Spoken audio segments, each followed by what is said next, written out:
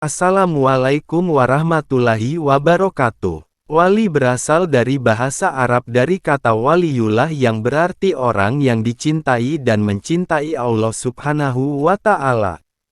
Sementara itu, Songo berasal dari bahasa Jawa yang berarti sembilan.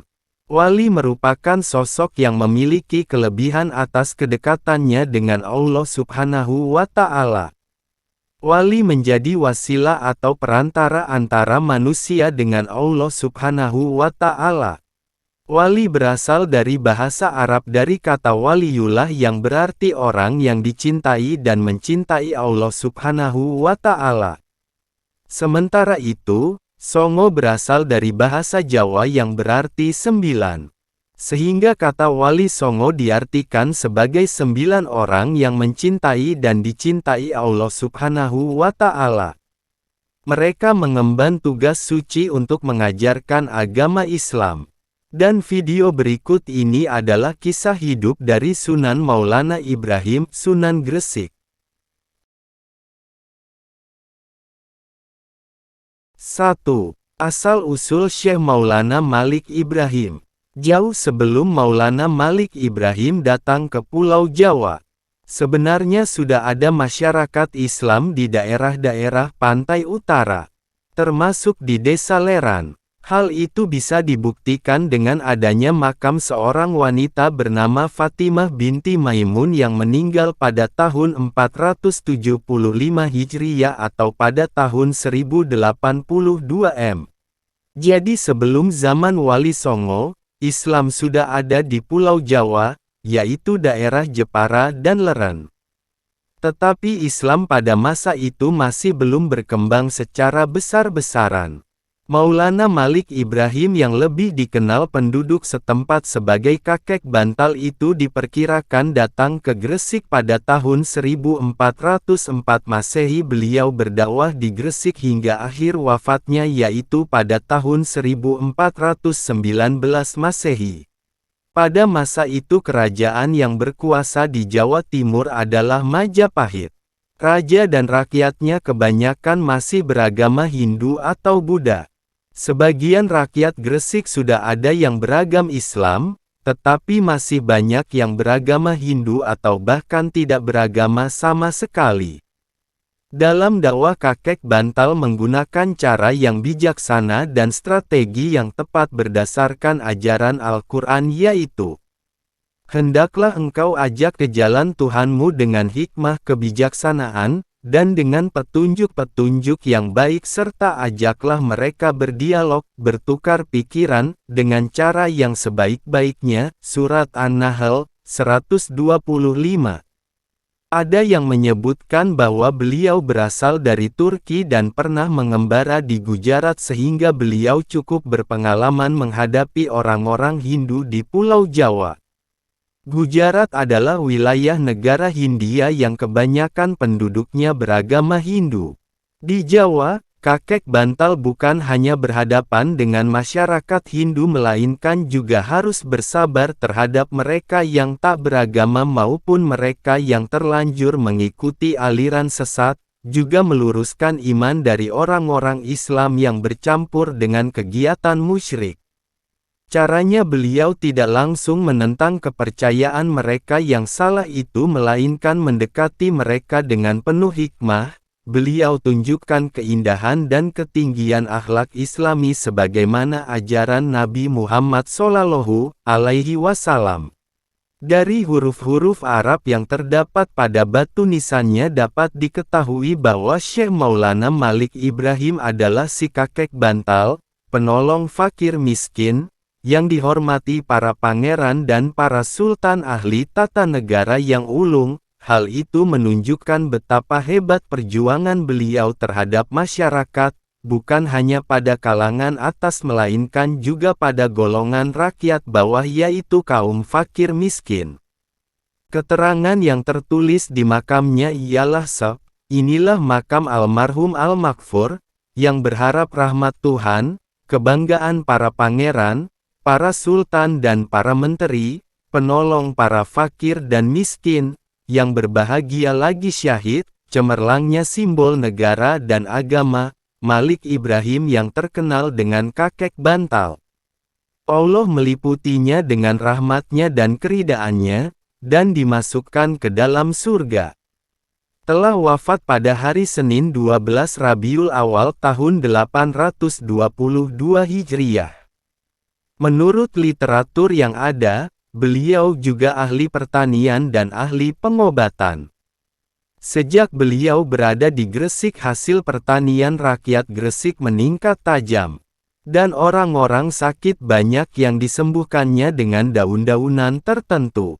Sifatnya lemah lembut, welas asih dan ramah tamah kepada semua orang, baik sesama muslim atau dengan non-muslim, membuatnya terkenal sebagai tokoh masyarakat yang disegani dan dihormati. Kepribadiannya yang baik itulah yang menarik hati penduduk setempat sehingga mereka berbondong-bondong masuk agama Islam dengan sukarela dan menjadi pengikut beliau yang setia. Sebagai misal, beliau menghadapi rakyat jelata yang pengetahuannya masih awam sekali, beliau tidak menjelaskan Islam secara menjelimet. Kaum bawah tersebut dibimbing untuk bisa mengolah tanah agar sawah dan ladang mereka dapat dipanen lebih banyak lagi. Sesudah itu mereka dianjurkan bersyukur kepada yang memberikan rezeki, yaitu Allah SWT. Di kalangan rakyat jelata, Syekh Maulana Malik Ibrahim sangat terkenal, terutama dari kalangan kasta rendah. Sebagaimana diketahui, agama Hindu membagi masyarakat menjadi 4 kasta, yaitu kasta Brahmana, Kshatriya, Waisya dan Sudra. Dari keempat kasta tersebut, kasta Sudra adalah yang paling rendah dan sering ditindas oleh kasta-kasta yang lebih tinggi. Maka ketika Syekh Maulana Malik Ibrahim menerangkan kedudukan seseorang di dalam Islam, orang-orang kasta Sudra dan Waisya banyak yang tertarik. Syekh Maulana Malik Ibrahim menjelaskan bahwa dalam agama Islam semua manusia sama sederajat. Orang Sudra boleh saja bergaul dengan kalangan yang lebih atas, tidak dibeda-bedakan. Di hadapan Allah semua manusia adalah sama, yang paling mulia di antara mereka hanyalah yang paling takwa di sisi Allah SWT. Takwa itu letaknya di hati yang mengendalikan segala gerak kehidupan manusia untuk berusaha sekuat-kuatnya mengerjakan segala perintah Allah dan menjauhi segala larangannya. Dengan takwa itulah manusia akan hidup bahagia di dunia dan di akhirat kelak. Orang yang bertakwa sekalipun dia dari kasta Sudra bisa jadi lebih mulia daripada mereka yang berkasta Kshatriya dan Brahmana. Mendengar keterangan ini, mereka yang berasal dari kasta Sudra dan Waisya merasa lega, mereka merasa dibela dan dikembalikan haknya sebagai manusia yang utuh, sehingga wajarlah bila mereka berbondong-bondong masuk agama Islam dengan sukacita. Setelah pengikutnya semakin banyak, beliau kemudian mendirikan masjid untuk beribadah bersama-sama dan mengaji. Dalam membangun masjid ini beliau mendapat bantuan yang tidak sedikit dari Raja Charmain. Dan untuk mempersiapkan kader umat yang nantinya dapat meneruskan perjuangan menyebarkan agama Islam ke seluruh tanah Jawa dan seluruh Nusantara, maka beliau kemudian mendirikan pesantren yang merupakan perguruan Islam, tempat mendidik dan menggembleng para santri sebagai calon mubalik. Pendirian pesantren yang pertama kali di Nusantara itu diilhami oleh kebiasaan masyarakat Hindu, yaitu para biksu dan pendeta Brahmana yang mendidik cantrik dan calon pemimpin agama di mandala-mandala mereka. Inilah salah satu strategi para wali yang cukup jitu, orang Buddha dan Hindu yang mendirikan mandala-mandala untuk mendidik kader tidak dimusuhi secara frontal, melainkan beliau-beliau itu mendirikan pesantren yang mirip dengan mandala-mandala miliki kelompok Hindu dan Buddha tersebut untuk menjaring umat. Dan ternyata hasilnya sungguh memuaskan. Dari pesantren Gresik kemudian muncul para mubalik yang menyebar ke seluruh Nusantara. Tradisi pesantren tersebut berlangsung hingga di zaman sekarang. di mana para ulama menggodok calon mubalik di pesantren yang diasuhnya. 2 tahun sudah Syekh Maulana Malik Ibrahim berdakwah di Gresik. Beliau tidak hanya membimbing umat untuk mengenal dan mendalami agama Islam, melainkan juga memberi pengarahan agar tingkat kehidupan rakyat Gresik menjadi lebih baik. Beliau pula yang mempunyai gagasan mengalirkan air dari gunung untuk mengairi lahan pertanian penduduk. Dengan adanya sistem pengairan yang baik ini, lahan pertanian menjadi subur dan hasil panen bertambah banyak. Para petani menjadi makmur dan mereka dapat mengerjakan ibadah dengan tenang. 2. Tamu dari negeri Carmain. Ada ganjalan di hari Syekh Maulana Malik Ibrahim, dia telah berhasil mengislamkan sebagian besar rakyat Gresik. Yang mana saat itu Gresik merupakan bagian dari wilayah Majapahit. Kalau seluruh rakyat sudah memeluk Islam sementara Raja Brawijaya penguasa Majapahit masih beragama Hindu, apakah di belakang hari tidak timbul ketegangan antara rakyat dengan rajanya? Untuk menghindari hal itu maka Syekh Maulana Malik Ibrahim mempunyai rencana mengajak Raja Brawijaya untuk masuk agama Islam. Hal itu diutarakan kepada sahabatnya yaitu Raja Carmain. Ternyata Raja Carmain juga mempunyai maksud serupa. Sudah lama Raja Carmain ingin mengajak Prabu Brawijaya masuk agama Islam. Pada tahun 1321 Masehi Raja Carmain datang ke Gresik disertai putrinya yang cantik rupawan.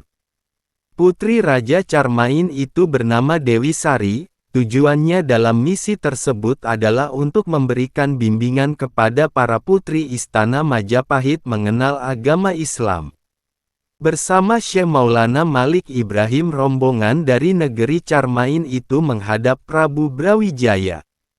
Usaha mereka ternyata gagal. Prabu Brawijaya bersikeras mempertahankan agama lama dengan ucapan diplomatis bahwa dia bersedia masuk Islam bila Dewi Sari bersedia dipersuntingnya sebagai istri.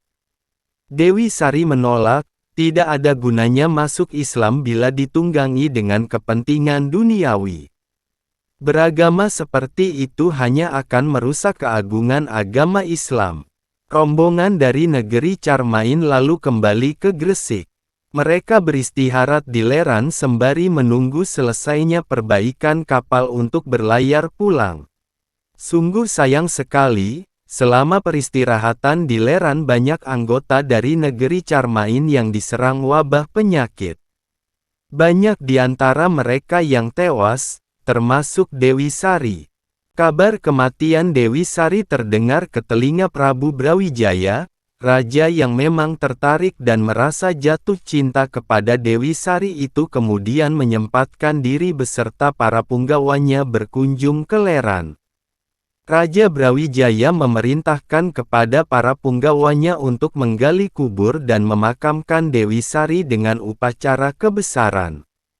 Setelah rombongan dari negeri Carmain itu meninggalkan pantai Leran, Prabu Brawijaya menyerahkan seluruh daerah Gresik kepada Syekh Maulana Malik Ibrahim untuk diperintah sendiri di bawah kedaulatan Majapahit. Penyerahan wilayah itu adalah siasat dari sang raja agar rakyat Gresik yang beragama Islam itu tidak memberontak kepada rajanya yang masih beragama Hindu. Amanat Raja Majapahit itu diterima oleh Syekh Maulana Malik Ibrahim dengan sukarela. Sesuai dengan ajaran Islam yang menganjurkan perdamaian walaupun dengan kafir zimmi, yaitu orang-orang bukan muslim yang mau hidup berdampingan dengan aman dalam suatu negara. Demikianlah sekilas tentang Syekh Maulana Malik Ibrahim, seorang waliullah yang dianggap sebagai ayah dari Wali Songo. Beliau wafat di Gresik pada tahun 882 Hijriah. H atau 1419 Masehi. Terima kasih terus mengikuti channel YouTube Gus Nova Al-Karni. Jangan lupa like, komen dan share video ini ya teman-teman, dan jangan lupa subscribe channel ini. karena akan ada video baru setiap harinya.